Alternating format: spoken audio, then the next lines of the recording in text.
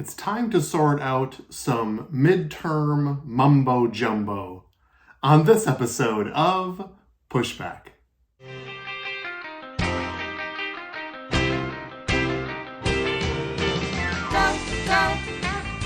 Go, Jonny, go, go. Go, Jonny, go, go. Go, Jonny, go, go. If you're concerned about the direction our culture is heading, then maybe it's time to push back.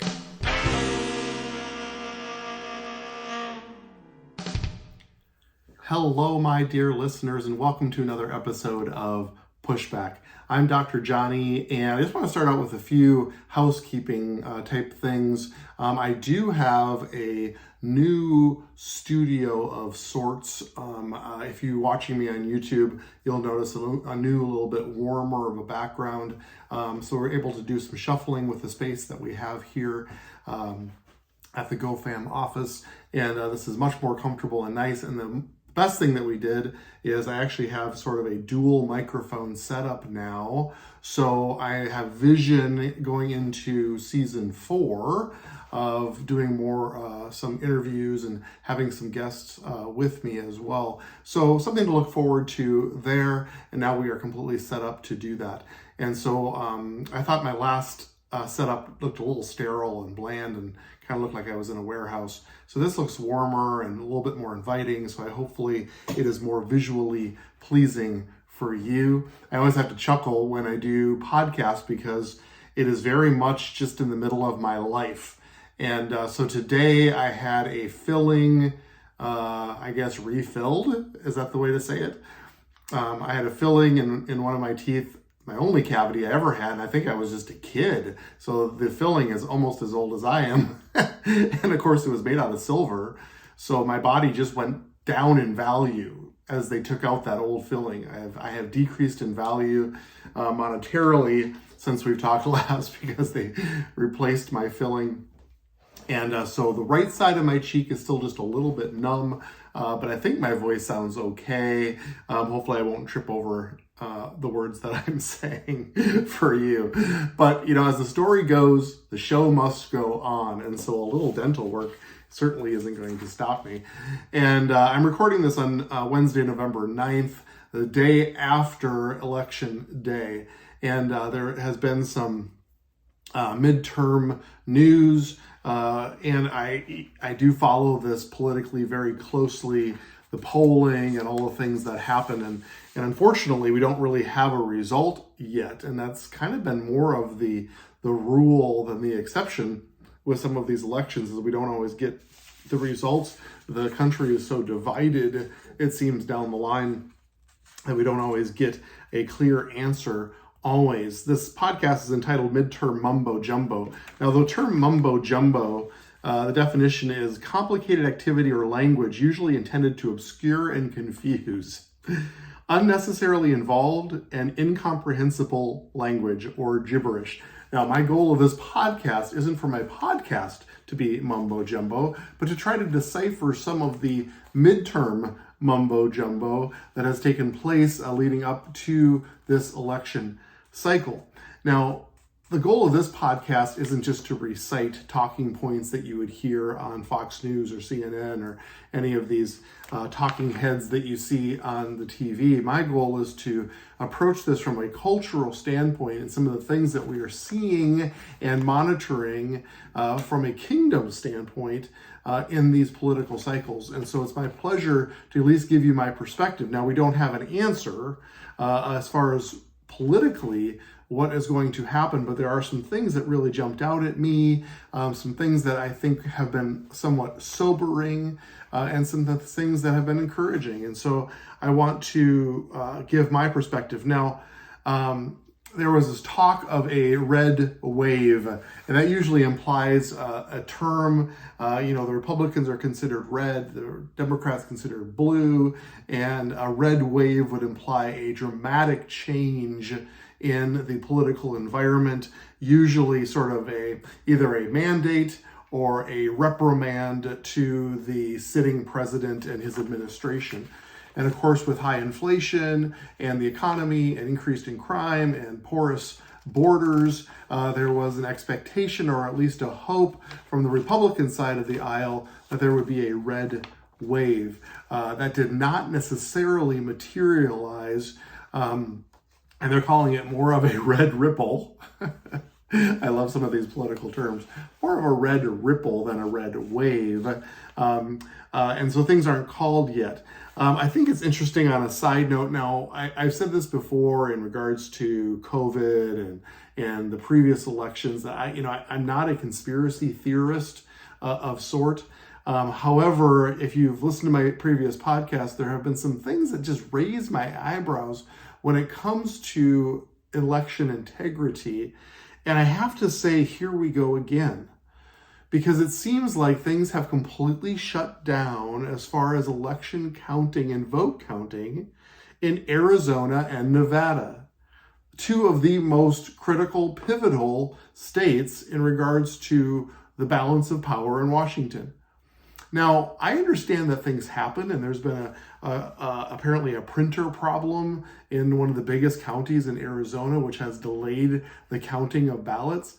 But my question is, and this was my question in the last election cycle as well, is why are these only happening in the swing states? If these are just random human error events, then why are we not seeing it in Kentucky? Why aren't we seeing it in Kansas? Why aren't we seeing them in these states that are sort of kind of known, whether they're going to be red or blue? It always seems to happen. In the last cycle, it was only the swing states where everything completely shut down, and only tends to be in the urban areas. So I hate to say it, but here we go again. The largest county in Arizona, in the state that matters the most, all of a sudden we're delayed by days. So what is happening? What is the delay? And if it's a printer problem, can't that just be fixed and counted? I don't completely understand. So they're expecting some of the election results to not be back until Friday. And so I'm probably not going to be able to give a lot more information as far as the outcome of this election until next week's podcast. But be assured that I'll be watching it very closely. And some of these delays it's just not a good look. And it's frustrating to me as we're trying to look forward for this election integrity issue. Why this is happening again, but only in these targeted areas, it seems. And so I can be patient. I'm not always patient by nature, but my question is, why do I need to be patient? Why is there not an immediate outcome as is in all other 48 states that have given us results? Why just these two states, the ones that matter? And last election, it was about 6 states, only the ones that mattered. Now, they may say, well, these are the ones that are close. That's why they're swing states. They need to be counted. But a vote is a vote, and a count is a count. And it shouldn't make any difference based on the importance unless there's a reason for it. So there's my conspiracy theory. So we'll see what comes out here. And hopefully there's not mysterious numbers of votes that come in at the last second that seem to fall from the sky. So what I want to talk about is obviously the most important thing that applies, from my perspective, the most important aspect of this election and any election in my lifetime for sure. And you've heard me talk about this over and over again. You probably can fill in the blank, but it's the issue of abortion. Now, this issue this year has been extremely interesting because of Roe versus Wade being overturned and the historical, miraculous nature of what that happened. I'm still just dumbfounded that was the case. Now, the liberal side of our country has used that as a rallying cry to try to get out the vote so that there is no restriction on access to abortion. So that's been their mantra. I felt like it was probably overrepresented, the enthusiasm for that, because as Republicans or as conservatives, I would also rank that as my number one issue, and it would also look to get out to the vote because of the moral standard and issue connected to abortion as well. And so I thought, and as this red wave was being predicted, that that would be the case, that actually the moralistic and the conservative side, the pro-life side of the argument would be well represented. Now, maybe all the talk of the red wave was something that maybe kept people from voting, or predetermined, felt like it was inevitable, and so it made people more complacent. But the red wave, as predicted, did not seem to come as strong. And then we look to sort of these exit polls. Now, exit polls are very accurate because we're getting responses immediately after. I'm reading an article from Politico written by Stephen Shepard, and it was released about 9 hours ago. So this is hot off the press. It says, while Republicans are still favored to win the House majority and could yet flip the Senate too, their gains were curtailed, in large part because even dissatisfied voters view the Donald Trump-led GOP as an unpalatable option, and because of anger over the Supreme Court's abortion decision this summer. In the national election pool exit poll conducted by Edison Research, roughly 3 in 4 voters described the condition of the U.S. economy as either poor or not so good, and 73% said they were dissatisfied or angry about the way things were going in the country today. While voters said inflation was the most important issue to them, it only barely topped abortion, 31% to 27%. In Pennsylvania, where Democrat John Fetterman flipped a GOP-held Senate seat to fuel his party's hopes of keeping the chamber, abortion, 36%, actually outranked inflation, 29%. Now, as you may have heard several of my other podcasts, my hope was that abortion would become the number one topic, and perhaps the overturning of Roe v. Wade absolutely made that to be the case because of the intention that it brought. Now, obviously that was a wonderful decision by the Supreme Court to protect human life and to send it back to the states where it's not certain that that will always protect human life, but at least removes the constitutional right to an abortion. And so I was wanting abortion to be the number one issue, but not exactly like this. As we're seeing exit polling showing in Pennsylvania, where the Democrat actually won fairly surprisingly, by a surprisingly large margin, that abortion was what fueled some of that blue wave in that area. Now, I believe that we can do sort of a postmortem analysis on some of that, but I felt like heading into this election that there was a GOP or a conservative mumbo jumbo, like not a real uniform, not a real coherent message about how we as conservatives are going to respond to this abortion issue. I believe it's the number one issue, and we need to be completely prepared and ready to give a response. There was a lot of pushback in commercials and money put into sort of the extremism of conservatives in regards to rape and incest, and abortion being on the ballot, and touting the conservatives as extremists. And because of that, I believe, unfortunately, it was fairly effective. Now, that concerns me because we, as the body of Christ, we are the ones who defend life. We're the ones that need to have a real coherent answer. And I'm not so sure that the politicians representing the pro-life movement did a good enough job explaining the moralistic standard and position of a pro-life advocate. Towards the end of the cycle, as we got a little bit closer, very close to the election, it seemed like the GOP started to get some footing, touting the Democrats as the real extremists on this issue. And as even some of the Democrats were questioned about abortion limits, they would say things like, "I don't want any limits." Well, that's an extreme position that not even mainstream America or even the majority of moderates would even agree with. No limits? Like abortion right up to the time of delivery? That is not a popular position. And of course, that is the absolute opposite position that we ought to take as ambassadors of heaven. See, we have a moral high ground on this issue, and we need to have the mentality that we do, and we should actually look to discuss it. I believe that we took the victory of Roe v. Wade getting overturned and sort of cowered in the corner, hoping that this would just sort of blow over, instead of actually taking the real issue and taking the win in front of the American people and creating a coherent message. Instead, I think it was mumbo jumbo. Not everybody was saying the same thing. Not everybody meant the same thing.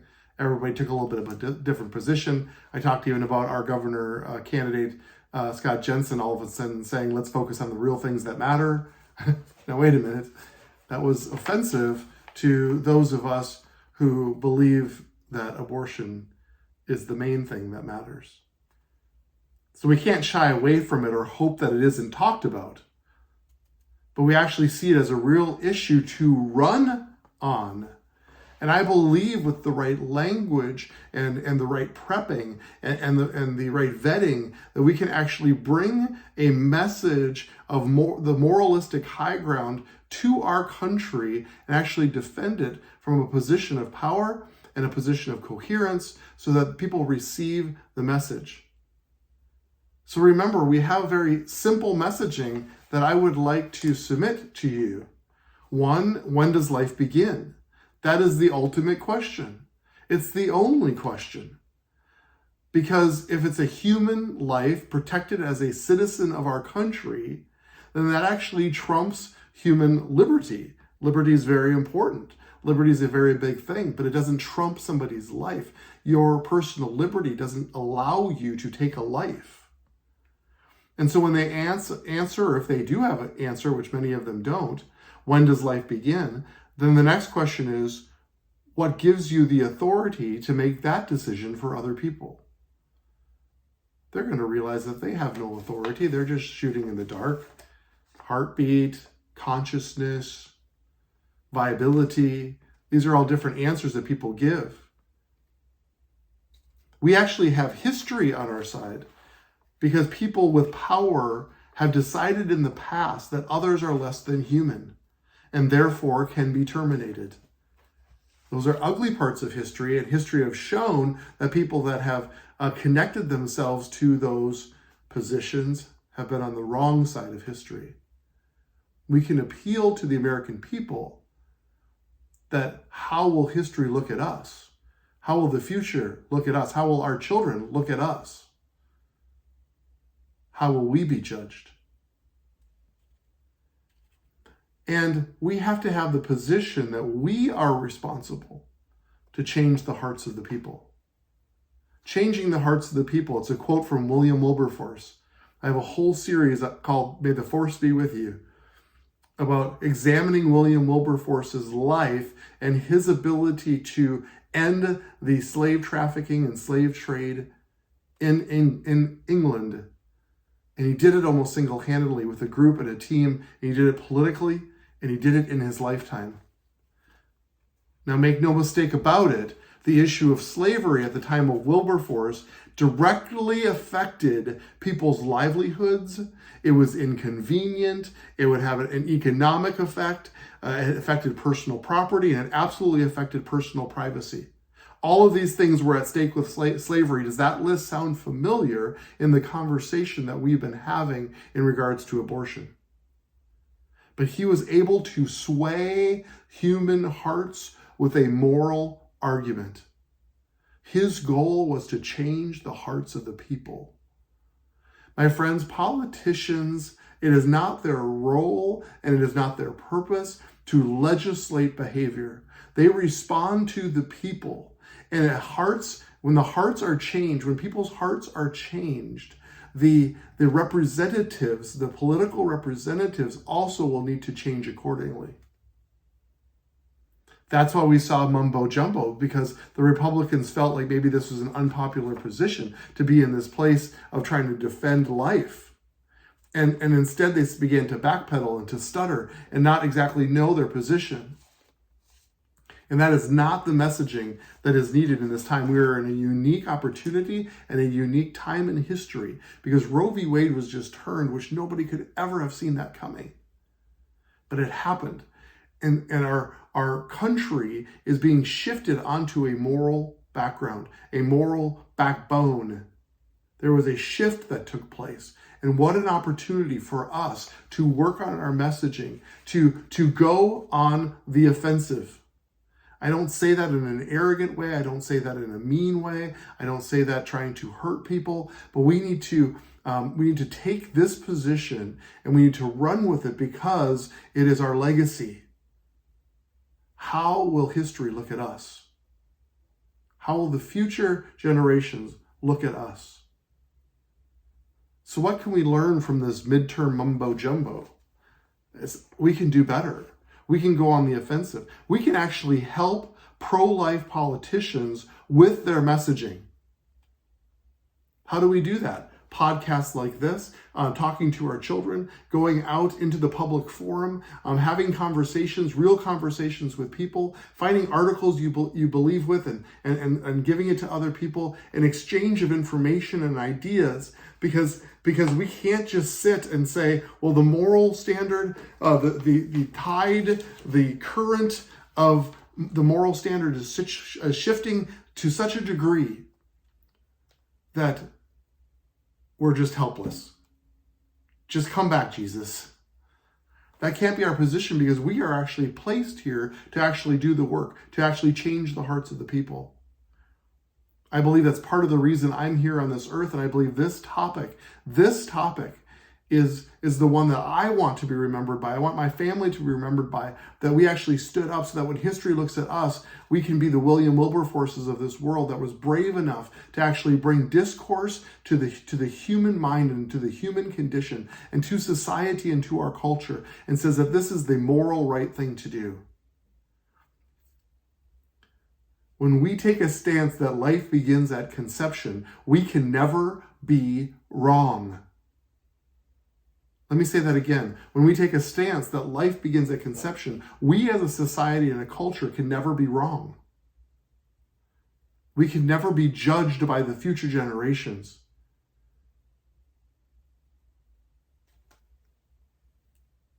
Deuteronomy 31:8 says, "The Lord himself goes before you and will be with you. He will never leave you nor forsake you. Do not be afraid. Do not be discouraged."